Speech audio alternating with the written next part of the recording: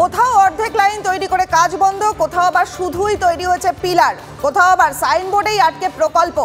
রাজ্যের জেলায় জেলায় ঠিক এভাবেই একাধিক রেল প্রকল্প থমকে রয়েছে। এর মধ্যে রয়েছে ক্যানিং ঝাড়খালি রেল প্রকল্প। গত 15 বছর ধরে এই রেলপথ সম্প্রসারণের কাজ আটকে বিজেপি তৃণমূল একে অপরের দিকে গাফিলতির আঙুল তুলছে। আর বছরের পর বছর রেলপথের অপেক্ষায় বসে রয়েছেন সুন্দরবনবাসীরা। উন্নয়নে গতি আনতে রেলের বিকল্প কিছুই নেই। বাংলায় কোটি কোটি টাকার রেল প্রকল্প অনুমোদন পেয়েছে, কিন্তু রেলের দাবি জমি জট অন্যান্য কারণে 61টি প্রকল্প আটকে রয়েছে।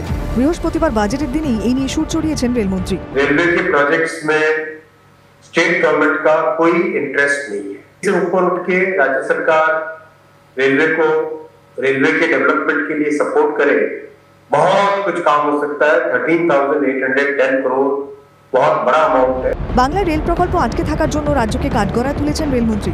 24 ঘন্টার মধ্যেই পাল্টা জবাবে মুখ্যমন্ত্রী বলছেন, কি করেছো, কোথায় কি করেছো, কি দিয়েছো?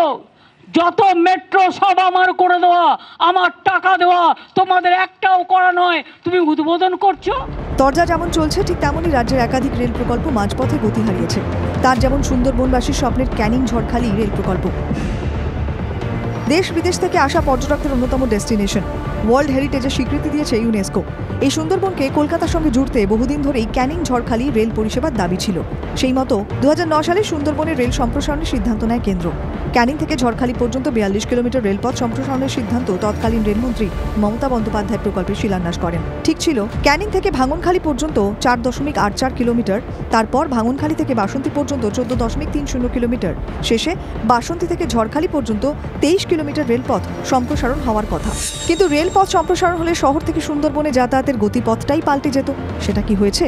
2009 থেকে 2024 কতটা এগিয়েছে ক্যানিং ঝড়খালি রেল সম্প্রসারণের কাজ? শুধুমাত্র ক্যানিং এবং বাসন্তীর মাঝে বয়ে যাওয়া মাদলা নদীর ওপরেই রেলের তরফে কয়েকটি পিলার তৈরি করা হয়েছিল, কিন্তু এক ফোঁটাও কিন্তু জমি অধিগ্রহণ করা হয়নি। গত 15 বছরে মাতলা নদী দিয়ে অনেক জলই বয়ে গিয়েছে, কিন্তু রেল লাইন এগোয়নি। ক্যানিং ঝড়খালি রেল সম্প্রসারণের দাবিতে প্রথম থেকেই লড়ে গিয়েছেন তৎকালীন সুন্দরবন উন্নয়ন পর্ষদের সদস্য লোকমান মোল্লা।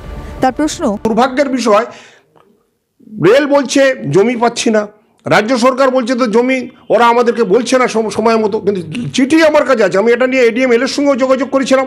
এডিএম এলে বলে আমার কাছে সে ধরনের কোনো ইনস্ট্রাকশন আসেনি। কোথায় বাধা, এটাই প্রশ্ন। রেল সম্প্রসারণের কাজ মাঝপথে থমকে যাওয়ার জন্য রাজ্যের বিরুদ্ধেই সুর চড়িয়েছে বিজেপি। কাটমানি এবং জমি জটের যে সমস্যা রয়েছে, অর্থাৎ সুস্থ পরিবেশ, পরিকাঠামোর অভাব, সেই পরিকাঠামোর অভাব থাকার কারণে 2024 সালে এসো সুন্দরবন এলাকার প্রত্যন্ত গ্রামে বসবাসকারী মানুষজন রেল লাইনের সুযোগ সুবিধা পায়নি। যদিও বিজেপির জমি জটের অভিযোগ উড়িয়ে দিয়েছে শাসক দল। স্থানীয় তৃণমূল বিধায়কের পাল্টা অভিযোগ, উদ্যোগ নিচ্ছে না কেন্দ্রই। মুখ্যমন্ত্রী যখন রেলমন্ত্রী ছিলেন, মাননীয় মুখ্যমন্ত্রী, তখন কিন্তু অলরেডি অনেকটাই কাজ, ব্রিজের কাজ সম্পন্ন হয়েছিল।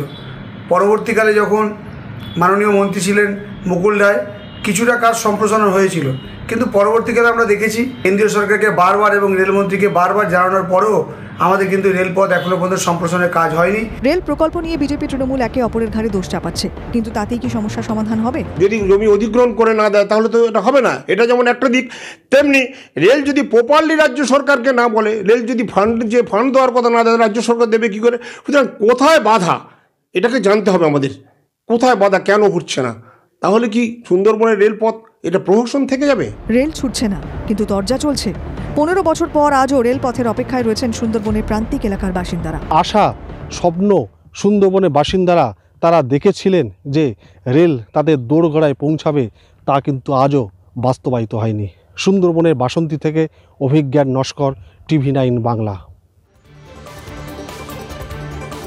আজ আইএসএল এর মেগা ডার্বি। আইএসএল এর আসরে বাগানকে হারাতে পারেনি ইস্টবেঙ্গল। অপরদিকে সুপার কাপে লাল হলুদের কাছে হারতে হয়েছে সবুজ মেরুনকে।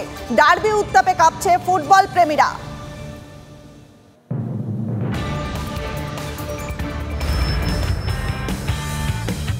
15 দিন আগেই সুপার কাপের ম্যাচে চিরশত্রু ইস্টবেঙ্গলের কাছে হেরে বিদায় নিতে হয়েছিল সবুজ মেরুনকে। জাতীয় দল থেকে ফিরেছেন সুভাশিস লিস্টান কোলাসোরা, চোট সারিয়ে পুরো ফিট আনোয়ার আলীও। মোহনবাগানের বুকে দিকে দিকে জ্বলছে আগুন। কোনো ফেভারিট হয় না, তো দুটো টিমেরই পসিবিলিটি থাকে টিমে জেতার। আর এখন সবাই ন্যাশনাল টিমের প্লেয়ারও ফিরে এসছে, আর ইনজিওর্ড প্লেয়াররাও অনেকে ফিট হয়ে গেছে, তো টিমের অ্যাটমসফিয়ার ভালো আছে। তো আমরা লাস্ট ফিউ ডেজ খুব ভালো প্র্যাকটিস করেছি, আর আই হোপ আমরা বেটার পারফর্ম করতে পারবো। শনিবারের মেগা ডার্বিতে নামছে ইস্টবেঙ্গল। কাঠ সমস্যায় নেই সৌভিক চক্রবর্তীও, তবে সেসব নিয়ে ভাবতে নারাজ লাল হলুদ থিঙ্ক ট্যাঙ্ক।